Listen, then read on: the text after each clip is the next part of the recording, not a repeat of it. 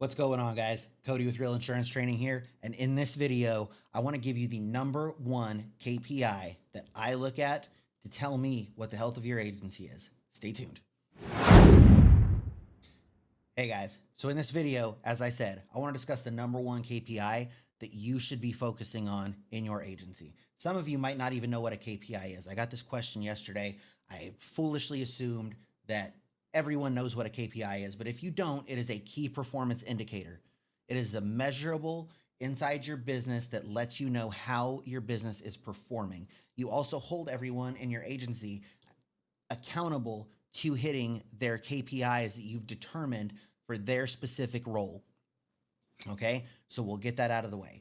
Now, in the industry, we've been conditioned that premium is the number one KPI that we should be focused on.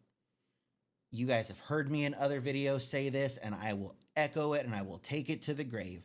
Premium is a vanity metric and it is absolutely meaningless. It pays the carriers, it does not pay you. Yes, you get paid a percentage of the premium, but that's nothing for you to measure. What matters for you as an agency is the revenue that is hitting your bank account. But we're not going to stop there. We're going to take it a layer deeper. So don't just focus on your top line revenue, because you can't do that either, you guys. Because let's do some quick math. If you write an auto and a renter's package on the personal line side, right? Let's call that a $1,200 a year premium. You wrote that with, we'll say, Progressive. You're going to get, on the generous side, let's say 15%. All right? $180 commission to the agency. Now, if you have a producer that wrote that, you're going to pay them on the low end, 65, 70% commission, right? So 70% commission.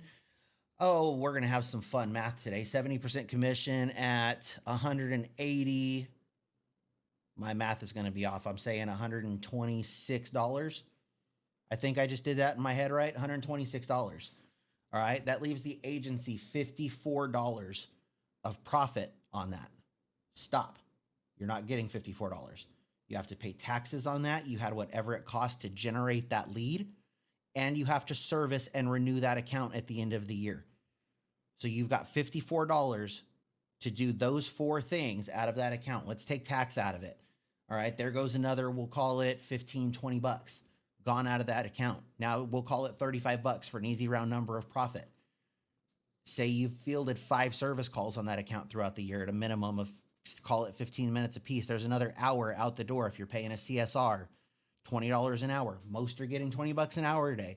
Leaves you $15 of profit left. Now you have to renew the account. Going to take you some time to renew it, have the conversation. You're at zero.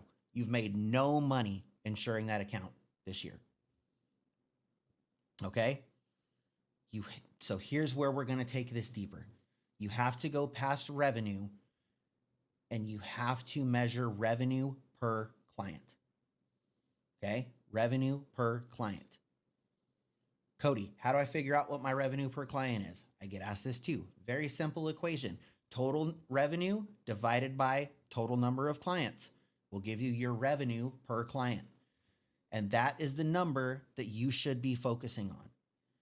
Okay, for the most part, you should be able to figure out what it costs you to service an account throughout the year. So once you figure that out, you know the minimum account size that you need to write to, 1, break even, 2, make a profit. Most agencies that I work with, when I start diving into this number, sit somewhere between $200 and $300 revenue per account. You guys, I'll just say it flat out. That's not good. And that's probably why a lot of you hate showing up to work every day, because you bust your tail. And at the end of the day, there's nothing left on the bottom line. And you feel like you're working yourself into the ground for nothing and have nothing to show for it. The way that I've structured my agency, my average revenue per account hovers right around $4,000. Goes a little higher or lower depending on the week, depending on the size of account that we write. We typically write accounts between $2,500 in revenue, and our largest account is over $30,000 in revenue.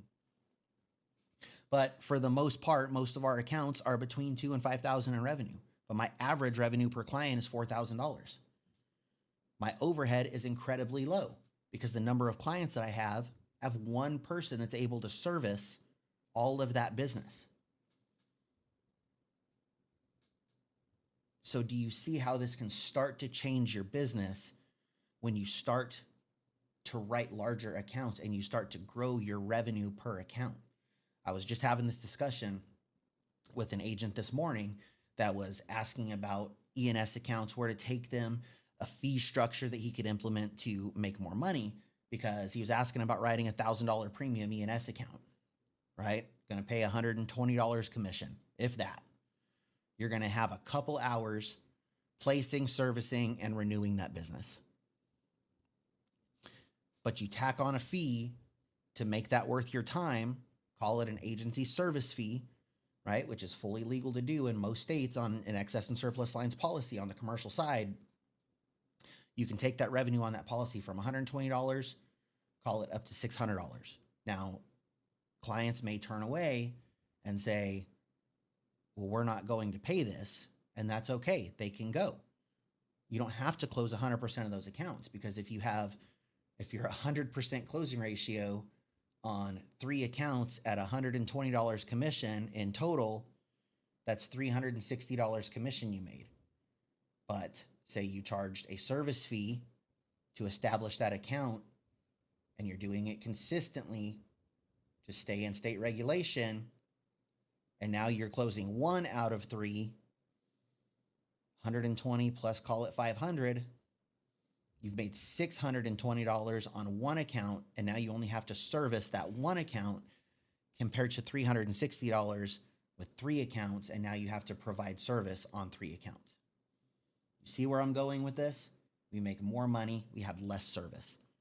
You can't tell me that that's not what you desire in your agency. More money, less service, less overhead, more profit to turn around and either invest back into growing the business if that's what you want to do, or start to reap some of the reward of the hard work that you've done, because now there's profit there for you to do that. You may not have been able to do that in the past.